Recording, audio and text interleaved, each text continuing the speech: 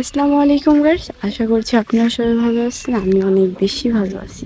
তো আজকে ওয়েদারটা হচ্ছে অনেক বেশি সুন্দর, যা লাগছে না, হালকা মেঘ বাতাস দুইটাই অনেক বেশি সুন্দর লাগতেছে। তো আমার ছাদে আসার মূল কারণটা হচ্ছে যে ফুল গাছগুলো দেখার জন্য যে আসলে কীরকম। তো এই হচ্ছে আমাদের অ্যালোভেরা গাছ, তো এটা নষ্ট হয়ে গেছে, ট্রিটমেন্ট নেওয়া হয় না। এই হলো আরেকটা অ্যালোভেরা গাছ। এই তো আমাদের ফুল গাছগুলো, মাশাআল্লাহ কত সুন্দর ফুল ফুটেছে।